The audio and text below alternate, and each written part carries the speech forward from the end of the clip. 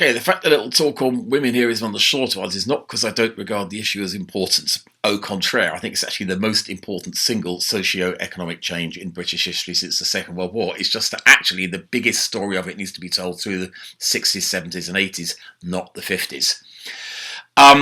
It's certainly true that women's position post-war was different.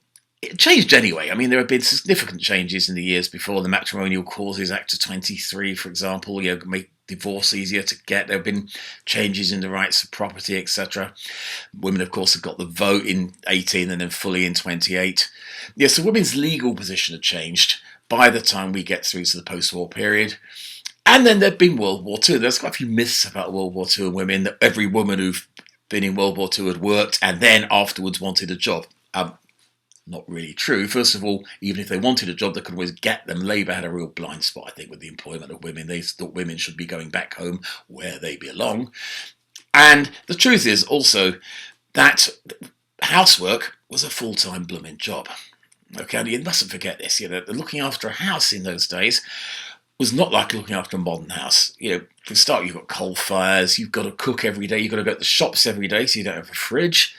You've got kids to look after, you've got a house to keep clean without mod cons, you've got to wash. Washing took all day. I mean, it's a day-long process, It's actually a full-time job being a housewife.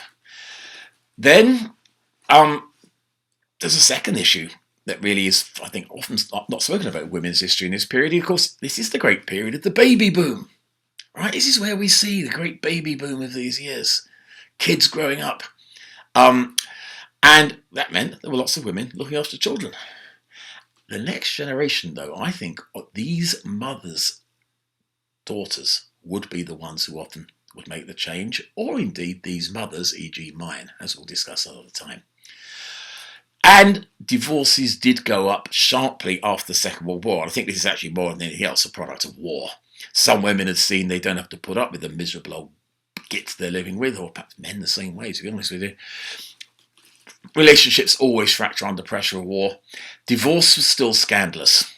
Okay, even when I was growing up in the 70s, there was a woman up the road, Rose, who was, as my mum would say, she wouldn't actually say the word because little ears shouldn't hear it. For all that, though, beginnings of change will be evident. One of them is certainly contraception. Now, contraception became pretty easily available in the interwar period. Primarily, we're talking condoms here. In the interwar period, by the way, the best-selling brand of condoms were called Dreadnoughts. I always loved that fact. You used to get your condoms from the barbers, so it's the bloke's responsibility, which is always a bit of a problem where contraception is concerned. But the barber would say, something for the weekend, sir. Men used to get their hair cut every week, not scruffy stuff like this. And you would buy your contraceptives, and that meant family sizes got smaller. Now, that will make a significant difference.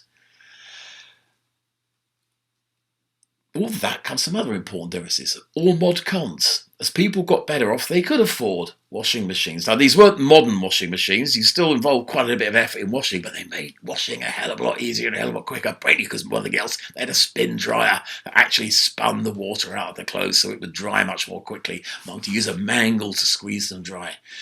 Fridges made possible to store food. Things like central heating, all Hoovers, vacuum cleaners, all these things made women's lives substantially freer and easier. Smaller families did the same. I've mentioned before, my great-grandmother had 17 pregnancies. My grandmother was the eldest of 15 kids. By contrast, my mum had 2. Leisure. Women now have more leisure time, and women were starting to get more education. For all that, though, the ideal woman of the 50s, I think, was still at home. And that was for women themselves. Good Housekeeping. Good Housekeeping magazine. Make some nice makeup on for when your husband comes home. Being the good mother, the homemaker, was still seen as the ideal for many women. The perfect family was the big ideal. When women had children, they stopped working. In fact, often when they married, they stopped working. And don't overdo the progress mania. Most women that did work worked in low-paid jobs. You could argue plus ça change. They worked in low-status jobs. The professions, universities, still pretty much women were very rare in those. Women were still treated legally as dependents of men, i.e., I think the big changes are still to come.